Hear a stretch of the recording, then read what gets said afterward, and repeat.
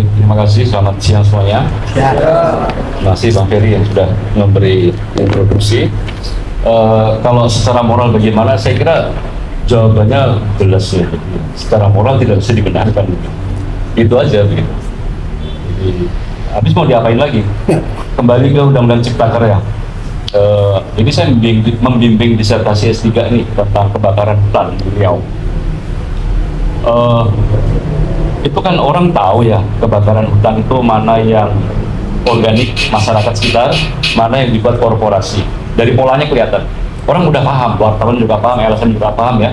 Ini pasti bikinan korporasi gede di Riau sana. Ini sebetulnya rakyat yang hanya kecil-kecil saja. Nah,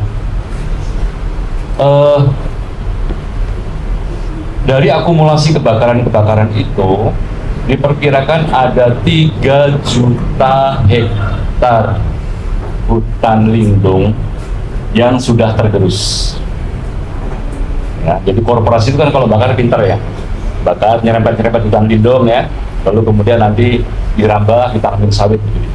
Jadi bayangkan dari rame-rame kebakaran dulu itu sampai katakan 2022 itu luasnya adalah 3 juta hektar. Apakah 3 juta hektar ini sudah dikuasai korporasi? Belum, karena statusnya masih hutan lindung, biarpun sudah diambil begitu ya. Tapi secara legal itu masih statusnya hutan lindung. Lalu tiba-tiba muncullah Undang-Undang Cipta Kerja. Jebret. Ada satu pasal kecil mengatakan seluruh konflik soal lahan hutan lindung adalah masalah administratif. Titik. Bukan soal pidana lagi. Dalam sekali sabat 3 juta hektar hanya menjadi soal administratif dan sekarang sudah resmi diambil korporasi-korporasi. 3 juta hektar, bayangkan. Legal. Itu semua berkat Undang-Undang Cipta Kerja. Nah, saya tahu ini karena bimbing disertasi kan, jadi baca betul begitu. Ternyata Cipta Kerja itu tidak juga begitu ya, untuk melegalkan perampasan hutan lindung yang de facto terjadi lewat kebakaran-kebakaran yang waktu itu yang beritanya viral kemana-mana 2015-2016. Jadi itu contoh kecil ya bagaimana autokratik legalisme ya, jadi legalisme autokratis ya, itu dipraktekkan ya, jadi lewat peraturan undang-undang lalu ada agenda-agenda otoriter yang kita nggak tahu gitu ya. Tapi kemudian ketika itu terjadi lalu kita baru sadar. Nah, jadi kalau soal moral tadi sudah jelas ya, kayak gitu kan jelas nggak bermoral ya. Jadi digimanain ya harusnya diubah. Cuma kan siapa yang bisa mengubah? Kalau legislasinya juga dapat semua bagian dari 3 juta hektar itu gimana itu? Nah, saya akan berikan konteks saja begini. Jadi saya baca buku tulisan Moises Naim, The Revenge of Power. Saya terjemahkan itu balas dendam kekuasaan. Saya menafsirnya begini, Moises Naim ini seorang jurnalis ya, jadi bukan filsuf, bukan politisi, tapi jurnalis. Dia mengatakan begini, atau tafsir saya begini, kekuasaan itu dari zaman Yunani, Romawi, abad pertengahan ya, kira-kira dipegang siapa? Dipegang siapa? Kekuasaan. Raja, kaisar, diktator, orang-orang kuat lah. Ya. Jadi berabad-abad yang namanya kekuasaan itu adalah monopoli mereka yang kuat. Ya, mereka yang kuat. Raja seperti misalnya Louis XIV dari Prancis mengatakan l'état c'est moi. Negara adalah saya. Jadi artinya apapun yang keluar dari mulut saya itulah hukum. Ya. Apapun ya. Kalau di kitab suci yang kita dengarkan hari ini ya, di bacaan misalkan Herodes yang lalu menyuruh penggal itu kepalanya si Yohanes Pembaptis. Apa yang dikatakan Herodes adalah hukum. Berhak dia mau menggal ya, itu adalah kekuasaan dia. Jadi berabad-abad yang namanya kekuasaan itu adalah milik orang yang tanpa batas. Tidak ada batas siapapun. Lalu tiba-tiba muncullah revolusi Prancis. Pada saat itulah yang namanya demokrasi mulai muncul. Tiba-tiba yang namanya rakyat menyatakan bahwa kekuasaan itu adalah katakan kekuasaan itu hanya legitim kalau dia merupakan wujud dari kedaulatan rakyat. Jadi kekuasaan bukanlah daulat raja, bukan daulat tuanku, tapi daulat rakyat. Jadi rakyatlah yang berhak memegang kekuasaan itu. Lalu kemudian dengan Montesquieu, ya, dengan filsuf-filsuf, kekuasaan itu kemudian dibuat dengan check and balance, mulai ada yang namanya legislatif, eksekutif, yudikatif. Jadi bayangkan nih, kekuasaan yang lama semena-mena seenak jidatnya sendiri, tiba-tiba dengan revolusi Perancis kekuasaan ini dikerangkeng. Kekuasaan tidak boleh lagi semena-mena. Kekuasaan harus tunduk kepada kehendak rakyat, kekuasaan harus tunduk kepada check and balance, ya. Kekuasaan harus mengikuti mekanisme yang sudah disepakati bersama. Demokrasi sejak revolusi Perancis menjadi idaman semua negara.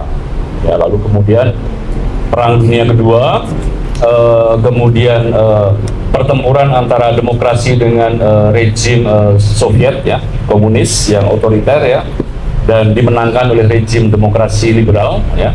Tahun 1991 praktis Uni Soviet runtuh, tidak ada lagi mimpi-mimpi ke negara komunis yang sudah selesai, ya.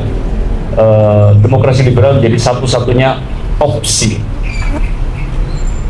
Kemudian kita masuk tahun 2000.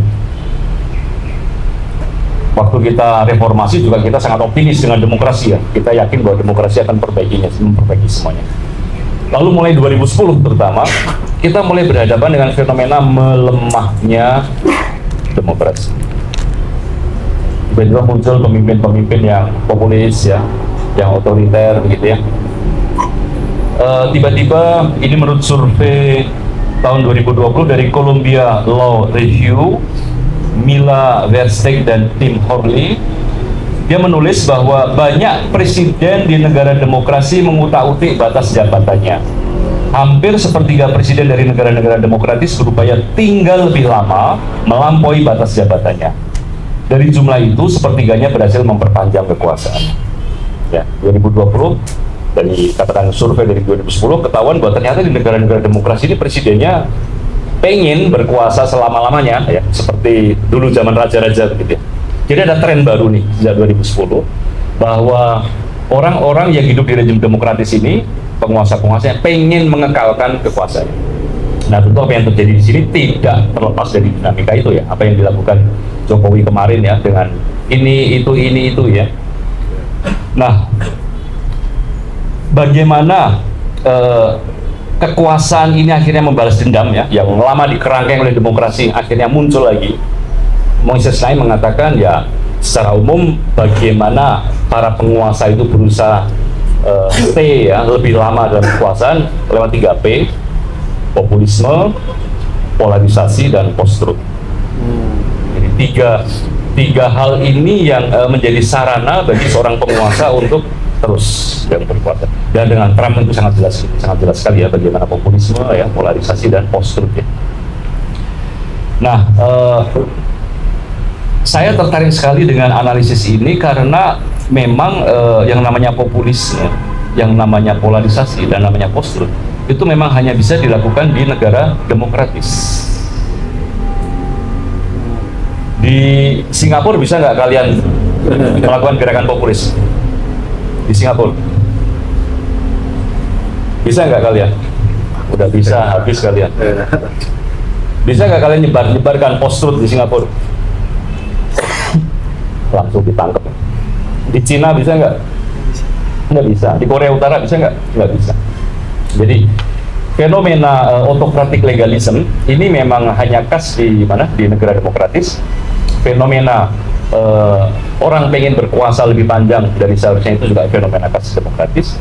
Populisme, polarisasi, dan post-truth juga memang hanya khas di negara demokratis. Kenapa? Karena para penguasa itu juga tahu bahwa ketika kita hidup dalam negara demokrasi, landasannya adalah hukum.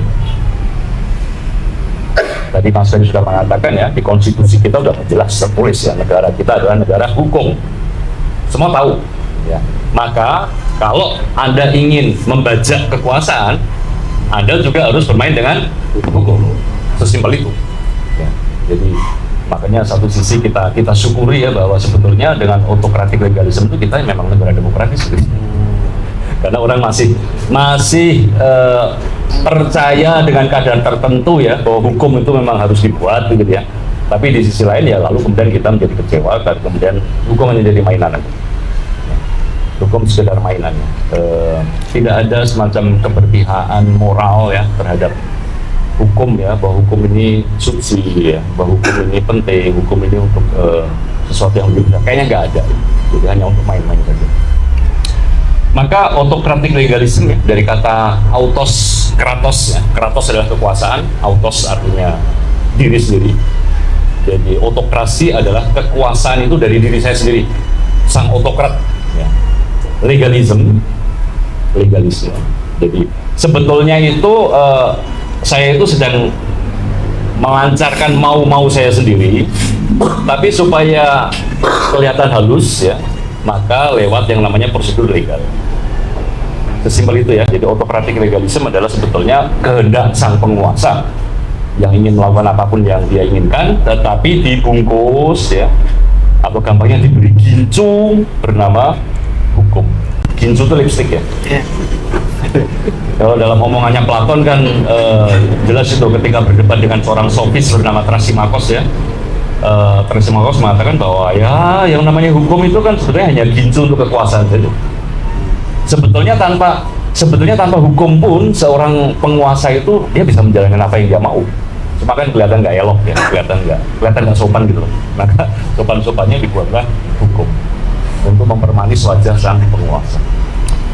Begitu yang bisa saya sampaikan ya. Jadi soal revisi Undang-Undang KPK, Omnibus Law, terus sekarang RUU KUHP, itu semua memang betul-betul fenomena-fenomena dari apa yang disebut dengan autokratik legalisme. Terima kasih. Mungkin untuk terakhir Romo, sebelum kita beralih ke sesi diskusi ataupun tanya jawab, ketika pada akhirnya hukum ini digunakan sebagai alat pelanggangan kekuasaan oleh para penguasa ini, bagaimana kita atau ya kita sebagai kaum muda ini, peran pemuda dapat mengambil peran dalam menyikapi hal ini? Romo bisa memberikan sedikit gambaran historisnya ataupun teoritisnya terkait persoalan ini, karena kita yang muda ini juga pastinya akan menunjukkan keberpihakan kita kepada rakyat, tapi kita juga harus dibekali dengan pemikiran-pemikiran fresh lah terkait persoalan autokratis legal ini. Terima kasih. Terima kasih. Kalau berkaca pada situasi Orde Baru dulu ya, jadi waktu itu kan autokratisme sangat telanjang ya. Ormas dikuasai semua, termasuk ormas kepemudaan ya, semua dikuasai. Birokrasi ya pasti dikuasai, tentara, polisi tadi dikatakan Mas Ferry ya, full ya. Jadi kalau kita kembali ke Undang-Undang Dasar 45 itu memang risikonya kita kembali ke zaman Orde Baru ya. Tidak ada pembatasan kekuasaan yang eksplisit sekarang ini. Dan ini jangan lupa, ini jasanya Amin Rais ya, yaitu hak asasi manusia. Kalau kita kembali ke Undang-Undang Dasar 45, hak asasi manusia akan hilang. Hak asasi manusia itu salah satunya misalnya kebebasan untuk berkumpul, berdiskusi seperti ini ya. Jadi ini yang akan praktis ya. Kalau kita betul-betul kembali ke Undang-Undang Dasar 45, amandemen zaman reformasi, di mana pasal-pasal tentang hak asasi manusia sudah masuk dalam konstitusi, ini juga akan hilang. Ini sangat berbahaya kalau konstitusi tidak mengakui hak asasi, selesai kita. Seperti kita waktu Orde Baru, kalau kita demo, kita diskusi itu risikonya tanggung sendiri begitu ya, karena tidak ada perlindungan apapun. Karena negara tidak punya kewajiban apapun untuk menjaga, merawat, melindungi hak asasi warga negara. Maka harus hati-hati ya. Maka peran mahasiswa ya seperti di zaman Orde Baru itu, ketika sangat masif kekuasaan masuk di semua lini ya, menjaga kewarasan dengan tetap diskusi, dengan tetap berpikir ya. Dan kalau tidak bisa mengandalkan ormas resmi, tidak bisa mengandalkan kanal-kanal resmi, ya sudah bikin kelompok-kelompok. Waktu itu organisasi tanpa bentuk ya istilahnya ya, OTB begitu. Jadi pokoknya kelompok kecil-kecil ya, ada yang namanya Smith ya, ada yang namanya apalagi begitu ya. Terus berjejaring ya, jadi di luar sistem, betul-betul di luar sistem.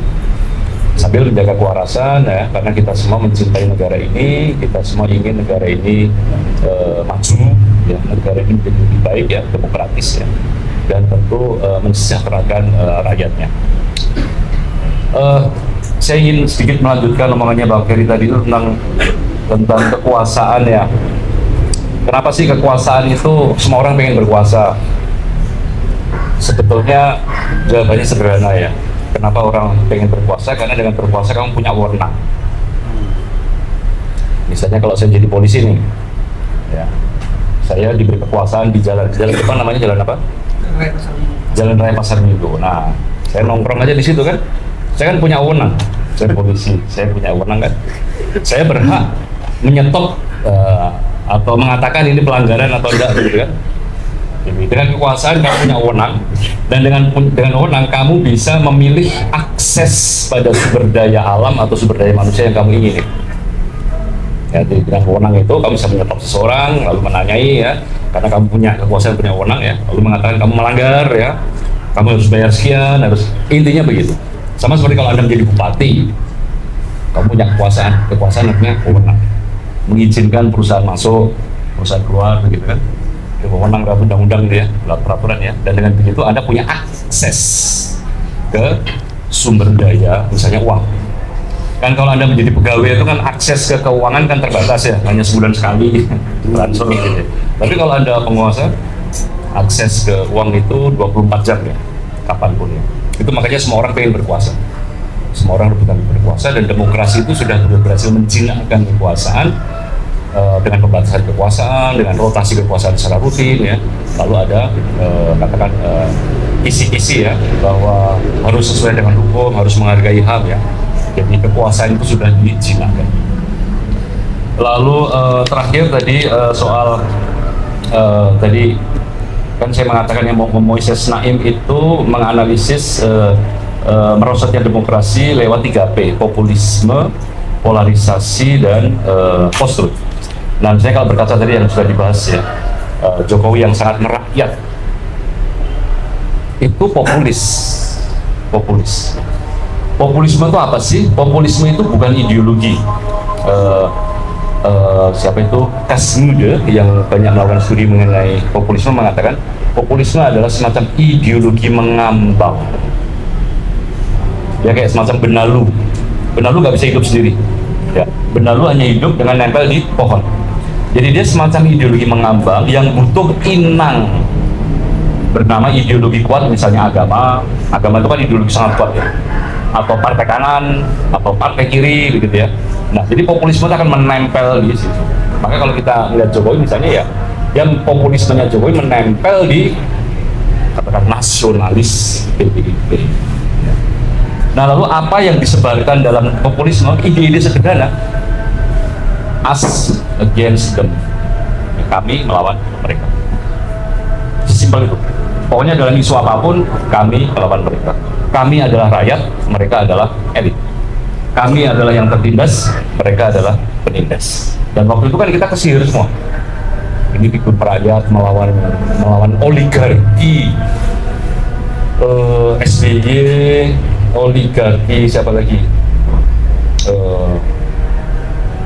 Ya, dinasti-dinasti politik lah yang ada di Indonesia ini. Darah biru politik di Indonesia ini ya.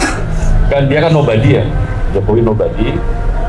Tiba-tiba lalu kita semua semacam ikut masuk di belakangnya. Jadi populisme ini menciptakan polarisasi. Kita ingat polarisasi yang terjadi 2014-2019 ya, sangat tajam ya, cebong kampret. Apalagi itu setelah cebong kampret, metamorfosisnya. Lalu polarisasi ini kemudian diperkokoh ya dengan yang namanya post-truth. Post-truth adalah pasca kebenaran. Kata yang menjadi kata resmi di Cambridge ya, kamus Cambridge sejak 2016.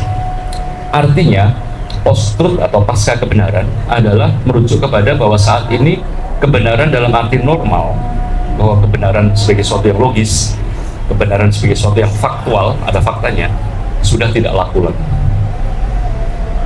Mengapa? Karena sekarang ini benar artinya adalah apa yang aku yakini benar, apa yang secara emosional menurutku itu benar. Nah, maka kalau waktu itu ya, waktu saya juga menjadi pendukung Jokowi begitu ya. Wah, soal undang-undang Ciptaker kita sebenarnya juga nggak ngerti gitu ya, baca detail juga enggak gitu ya. Tapi kasih dari Jokowi kita dukung. Waktu revisi undang-undang KPK juga ya, waktu itu kan sebenarnya sudah banyak kritik-kritik ya. Tapi karena kita secara emosional terikat kepada figur Jokowi, lalu kita semacam membutakan diri terhadap fakta. Pokoknya kalau diusung Jokowi pasti benar. Sekarang ini kalau kalian mengikuti isu ijazah palsu, ya, kira-kira orang berdebat pakai fakta atau pakai emosi? Emosi kan? Emosi. Padahal kalau mau fakta itu jelas, ya udah tuh ijazahnya mana tunjukin begitu kan? Faktanya kan itu aja begitu ya. Ngapain di televisi berargumen, berdebat segala macam? Tapi ya itu di era sekarang ini fakta nggak penting, karena kebenaran adalah soal emosional. Jadi itu tadi ya, populisme, polarisasi, dan post-truth ya, itu memang menjadi membuat demokrasi ini sekarang ini lemes di mana-mana, apalagi dengan medsos sekarang ini, dengan AI. Sekarang ini fakta dan fiksi kita udah nggak ngerti lagi, sudah mengerikan sekarang ini ya, dengan video-video yang kita udah nggak ngerti lagi ini video benar apa enggak, kita udah nggak ngerti. Jadi medsos ini, AI ini akan menguntungkan penguasa yang tahu situasi seperti sekarang ini untuk memprogram ya supaya kita nanti secara emosional ya, mengikuti kandidat tertentu ya, dan kita semacam membutakan diri dari kenyataan, dari fakta. Itu tambahan yang bisa saya berikan. Jadi kalau teman-teman ingin tetap bergerak, memang saya tahu tidak gampang, apalagi dengan era AI ini. Sekarang handphone ini adalah intel pribadi kita masing-masing ya. Jadi dengan handphone ini selesai sebetulnya, kita nggak bisa ngapa-ngapain ya. Maka kalau kalian mau bergerak, ya juga harus aware dengan benda ini, harus menjauhkan diri dari benda ini, karena benda ini mengikuti Anda dimanapun Anda berada. Bahkan dimatikan pun tetap ya, dimatikan pun tetap, kecuali baterainya Anda lepas ya, baru Anda aman. Terima kasih.